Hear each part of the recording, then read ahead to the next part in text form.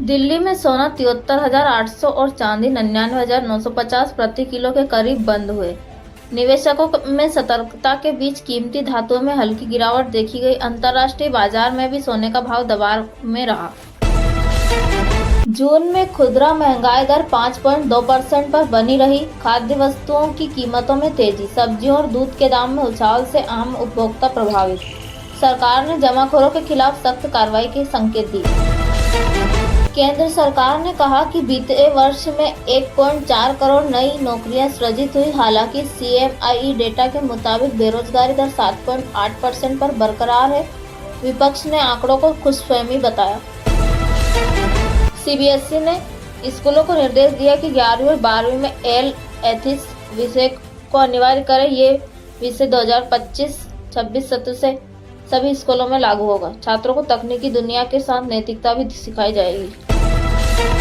भारत और ईरान के बीच चाबहार बंदरगाह के विकास पर नई सहमति बनी। दोनों देशों ने लॉजिस्टिक्स और व्यापार समझौते को विस्तार देने पर चर्चा की। विशेषज्ञों के मुताबिक इससे भारत की एशियाई कनेक्टिविटी मजबूत होगी।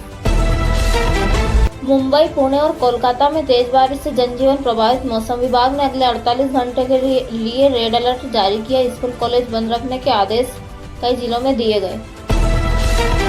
दिल्ली में डेंगू के मामले बढ़कर 4500 पार हुए। 12 मौतें दर्ज। स्वास्थ्य मंत्रालय ने विशेष अस्पतालों में डेंगू वार्ड बनाने के निर्देश दिए। लोगों को साफ सफाई रखने की अपील की गई। मणिपुर में फिर भड़की हिंसा। चूराचांदपुर में 2 समूहों में झड़प। सेना ने स्थिति को नियंत्रण में लाने के लिए फ्लैग मार्च निकाला। अब तक 15 लोग घायल। इंटरनेट सेवा अस्थायी रूप से बंद। रणबीर कपूर की फिल्म रामायण की शूटिंग सितंबर से शुरू होगी। फिल्म में दीपिका पादुकोण सीता और यश रावण की भूमिका में होंगे। 2026 की गर्मियों में फिल्म रिलीज होने की संभावना है। प्रधानमंत्री नरेंद्र मोदी ने कहा कि जनता अब गाली नहीं गारंटी चाहती है। ये बयान उन्होंने विपक्ष पर तंज कसते हुए राजस्थान की रैली में दिया। मोदी ने 2029 तक भारत को दुनिया की टॉप 3 अर्थव्यवस्था बनाने का वादा दोहराया। राहुल गांधी ने केंद्र सरकार पर MSP धोखा देने का आरोप लगाया। उन्होंने कहा कि किसानों के साथ किए गए वादे केवल जुमले हैं। कांग्रेस ने अगस्त में किसान न्याय यात्रा निकालने की घोषणा की। ममता बनर्जी ने केंद्र पर बंगाल के फंड रोकने का आरोप लगाया। उन्होंने कहा कि बंगाल को 15,000 करोड़ रुपए की बकाया राशि नहीं दी गई। केंद्र ने इसे तकनीकी कारणों से इनकार बताया। अमित शाह ने जम्मू में कहा, अब जम्मू कश्मीर में विकास की हवा बह रही है। उन्होंने कहा कि अनुच्छेद 370 के हटने के बाद आतंकवाद में 70% गिरावट आई है। विपक्ष ने इसे चुनावी जुमला कहा। केजरीवाल सरकार ने बिजली सब्सिडी की नई योजना पेश की। अब 200 यूनिट तक मुफ्त बिजली, लेकिन पंजीकरण आवश्यक होगा। विपक्ष ने इस योजना को चुनावी लॉलीपॉप बताया। प्रियंका गांधी ने कहा कि 2024 के बाद 2029 भी हम नहीं छोड़ेंगे। उन्होंने कार्यकर्ताओं को सक्रिय रहने का संदेश दिया। कांग्रेस का लक्ष्य लंबे समय पर रणनीति पर केंद्रित है। भाजपा ने विपक्षी इंडिया गठबंधन को भ्रष्टाचार बचाओ मंच कहा। JP नड्डा बोले, इनका एजेंडा देश नहीं केवल सत्ता है। विपक्ष ने इसे बौखलाहट कहा। तेजस्वी यादव ने बिहार में विशेष राज्य के दर्जे की मांग दोहराई। उन्होंने कहा कि केंद्र सरकार बिहार को लगातार नजरअंदाज कर रही है। भाजपा नेताओं ने इसे विकास की राजनीति से ध्यान हटाना बताया। शिवसेना उद्धव गुट ने आजाद मैदान में प्रदर्शन किया। उद्धव ठाकरे बोले, मुंबई को दिल्ली की कठपुतली नहीं बनने देंगे। शिंदे गुट ने इसे नाटक बताया।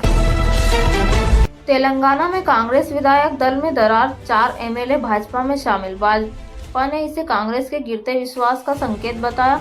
कांग्रेस ने आरोप लगाया कि विधायकों को लालच देकर तोड़ा गया। फ्लिपकार्ट ने 1 लाख नई वैकेंसी का ऐलान किया। त्योहारी सीजन से पहले भर्ती शुरू। ये नियोक्ता लॉजिस्टिक्स, कस्टमर सपोर्ट और टेक सेक्टर में होगी। कंपनी का लक्ष्य है छोटे शहरों पर जोर देना।